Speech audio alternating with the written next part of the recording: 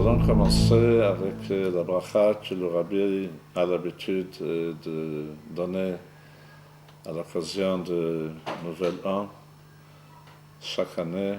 כתיבה וחתימה טובה, וגמר חתימה טובה, לשנה טובה ומתוקה, à chacun et à chacune d'Am Bnei Israël, et surtout, Biat Mashiach Tzidkenu, immédiatement.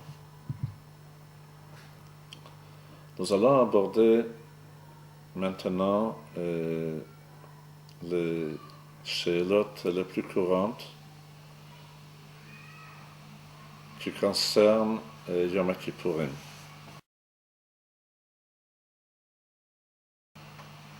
Est-ce qu'il est permis de prendre des comprimés qui facilitent le jeûne?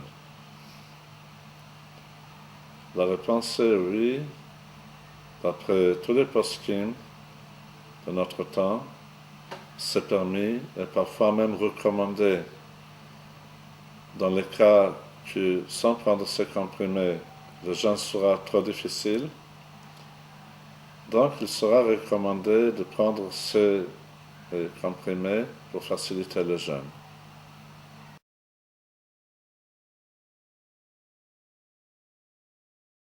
Une deuxième chose, et cela concerne chacun, nous savons qu'il y a une mitzvah de manger et de boire Erev Yom Kippour, la veille de Yom Kippour, pour qu'on soit prêt au jeûne de Yom Kippour. En ce qui concerne les liquides consommés, normalement, très vite, le liquide sort du corps.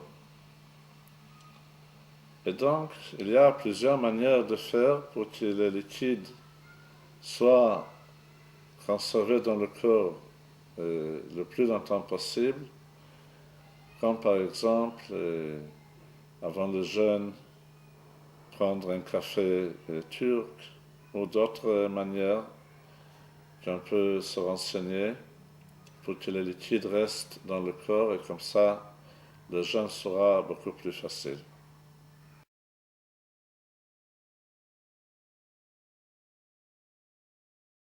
En ce qui concerne Yom Kippourim, il est différent de toutes les fêtes et aussi de Shabbat, qu'il y a une obligation min ha-Torah, midoraita, de Tosefet Yom Kippourim, c'est-à-dire il y a une obligation de commencer le jeûne et commencer la fête, c'est-à-dire s'abstenir de faire des travaux interdits pendant la fête,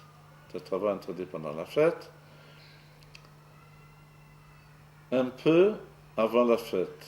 C'est-à-dire, on est obligé d'ajouter 5 minutes, 10 minutes avant la shkia, avant le coucher du soleil, et s'abstenir de ne rien manger, rien boire, et ne faire aucun travail. Et cela est une obligation minatora, ce n'est pas de Rabbanan. Cette obligation demande qu'on soit bien préparé, il faut bien prévoir d'avance pour qu'on soit vraiment prêt à faire cette Tosefet Yom Kippourim. Et il est très important que ça soit fait par tout le monde. D'après le Minhag Lubavitch, il y a quelque chose en plus, c'est qu'il faut que le jeûne de Yom Kippour dure 26 heures. Quand on dit 26 heures, le rabbi a expliqué qu'il s'agit de 25 heures et encore quelques minutes. Cela est considéré comme 26 heures la gematria de Shem Havaya. Normalement, si on fait Tosefet Yom Kippourim avant le temps de l'allumage des bougies et on mange après Yom Kippour, après le Tzeta Kochavim, normalement, il se trouve que c'est 25 heures plus quelques minutes, mais il faut bien y faire attention.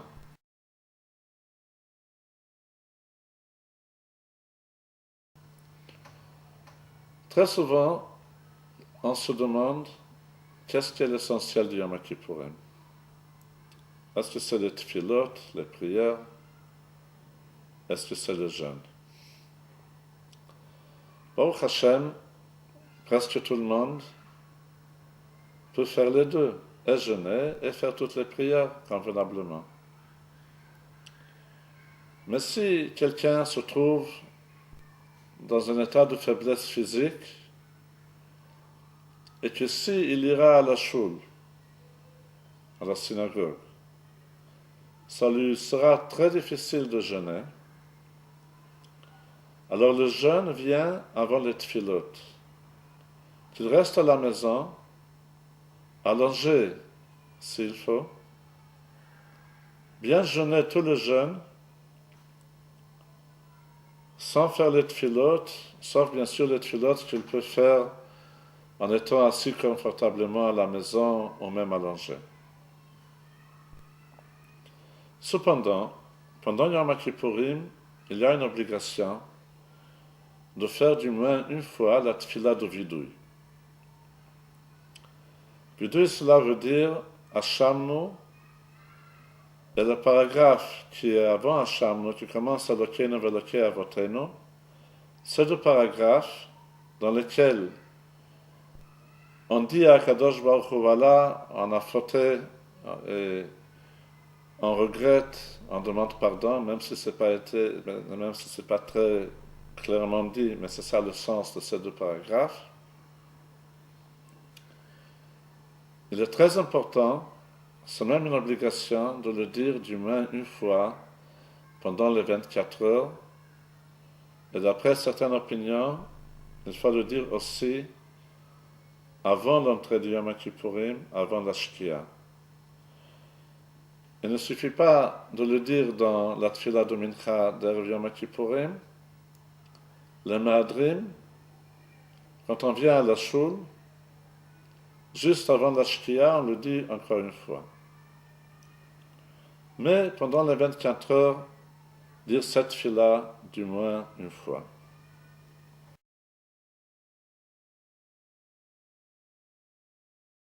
Quand est-ce qu'il est permis de manger Yom Kippourim? Tout le monde sait que c'est dans le cas de Pikuach Nefesh. Pikuach Nefesh, on le traduit normalement danger, danger pour la vie. Il faut spécifier que la définition exacte n'est pas danger, mais possibilité à arriver à un danger. C'est-à-dire, la permission et l'obligation de manger Yom Kippourim, le cas échéant, n'est pas quand il y a un danger visible pour la vie si on ne va pas manger. Dans ce cas, bien sûr, on est obligé de manger. Mais même dans le cas qui visiblement, on ne voit rien, mais vient un médecin et dit, voilà, si cette personne va continuer à jeûner encore 1 heure, 2 heures, 3 heures, il va arriver au stade de danger. Déjà, maintenant, il faut qu'il mange. Ne pas attendre que le danger arrive, prévenir le danger. C'est ça la définition de la halakha pour Pikuach Nefesh. Et donc, quand un médecin compétent, je dis bien compétent, que d'après la Torah, on peut compter sur ce qu'il dit. Un médecin compétent dit qu'il faut manger Yom Kippour.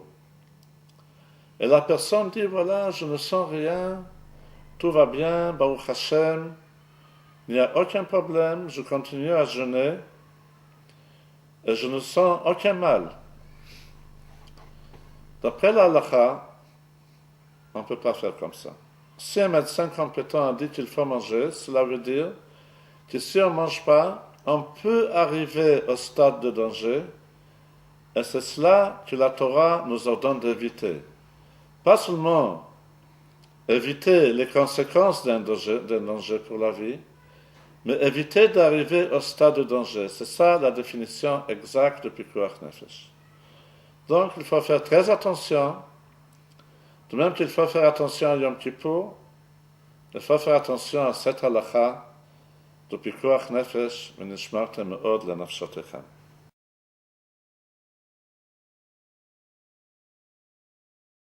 Une question très courante. Si on est obligé de prendre des médicaments, est-ce qu'on peut les prendre Yom Kippour? La réponse est très souvent, c'est un médicament que si on omet de le prendre pendant 24 heures, ça peut engendrer des problèmes de santé, comme par exemple pour les antibiotiques. La réponse est la suivante. Un médicament qui a un bon goût, comme par exemple certains sirops, il est interdit de prendre. Tandis que des comprimés, des gélules, on peut les avaler telles quelles, sans eau.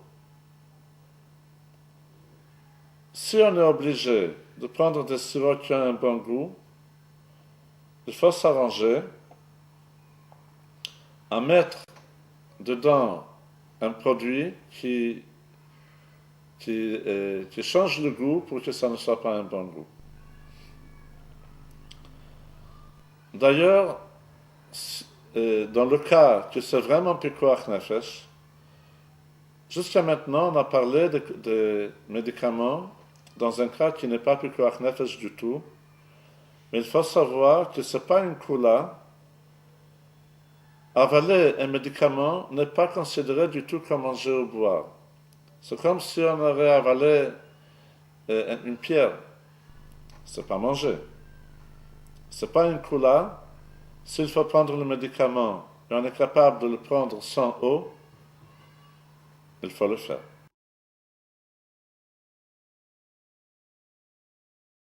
Si chas v'shalom, il faut manger ou boire Yom Kippour, il faut s'assurer à préparer d'avance, avant Yom Kippour, des shiurim, des mesures, pour la nourriture et pour les boissons. Pour la nourriture, il s'agit de 30 cm3. Il ne s'agit pas d'un poids, il s'agit d'un volume. Et pour l'eau, pour tous les liquides, il s'agit de 40 grammes. Il faut les absorber, il faut les manger avec des intervalles de 9 minutes si possible. Si ce n'est pas possible 9 minutes, 8 minutes, sinon encore moins, dans tous les cas, il serait bien de demander à un Rav Moreh Hora'a sur place qui va dire exactement quels sont les intervalles.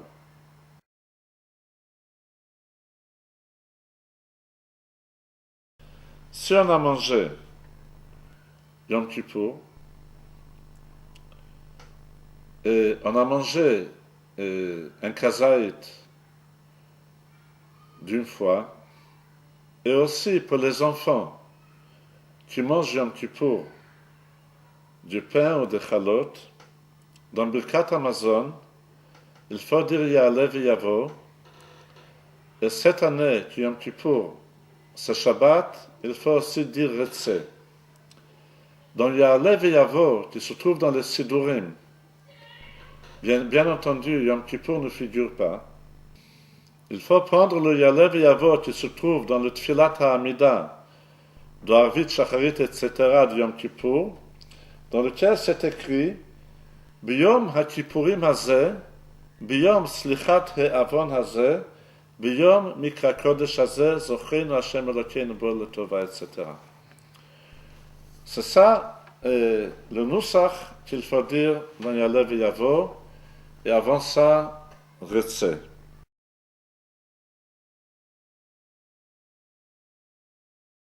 Est-ce qu'il est permis de se laver les mains quand les mains ont été salies par quoi que ce soit, comme par exemple après avoir changé les couches d'un bébé, ou dans d'autres cas. Oui, on peut se laver les mains, tous les endroits du corps qui sont devenus sales, on se les lave. Parfois même, si on veut ajouter du savon liquide, pour l'hygiène, c'est permis.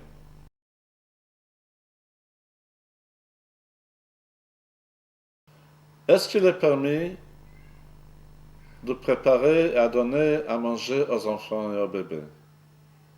La réponse est oui, même si pour cela on est obligé de toucher les aliments.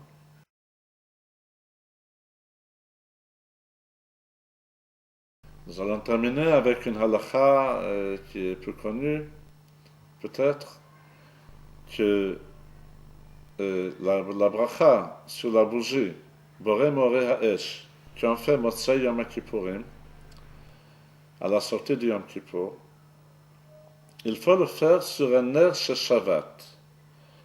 C'est-à-dire, il faut le faire sur une bougie qui a été allumée avant Yom Kippour et qui a été restée allumée toute la fête, et qu'après Yom Kippour, on peut faire dessus la bracha Boré Moré Ha'esh.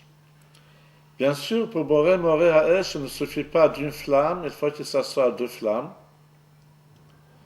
Et donc, on peut prendre la bougie d'Havdalah ordinaire, l'allumer d'une bougie qui était allumée, qui brûlait tout le Yom Kippour, et dans ce cas-là, ça s'appelle Ner Shabbat, une bougie qui a fait la fête.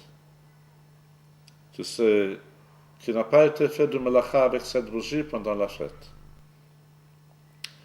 C'est pour cela qu'en plus de bougies qu'on amène à la choule, pour chaque famille, on laisse aussi à la maison une bougie qui brûle, qui peut brûler plus que 24 heures, plus que 25 heures, pour qu'on ait un Ner Shabbat. Qu'est-ce qu'on fait au cas où on arrive à la maison et on voit que la bougie qu'on a préparée était éteinte? Comment on peut faire la bracha Boré Moré Ha'esh, puisque si on va allumer maintenant une bougie, comme chaque Motzei Shabbat, on ne pourra pas faire la bracha de Boré Moré Ha'esh. Il est vrai que cette année, que Yom Kippour, c'est le jour de Shabbat, on pourra quand même faire Boré Moré Ha'esh, même sur une bougie qui a été allumée récemment, mais on sera yotzé seulement le Boré Moré Ha'esh de Motzei Shabbat et pas le Boré Moré Ha'esh de Motzei Yom Kippour. J'ai entendu un très beau conseil: aller chez quelqu'un, à la synagogue ou chez un voisin qui a un Ner chez Shabbat, qui a une bougie qui a brûlé tout le Yom Kippour, allumer une cigarette, amener cette cigarette à la maison, avec la cigarette allumer une allumette, avec l'allumette une bougie, et donc ça sera considéré comme Ner chez Shabbat.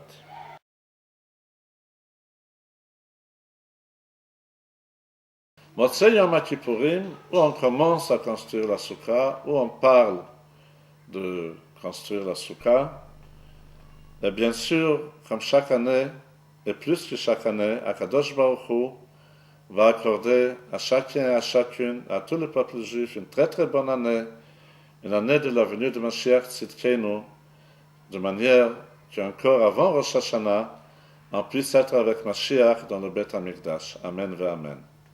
Khatima ou Gmar Khatima Tova.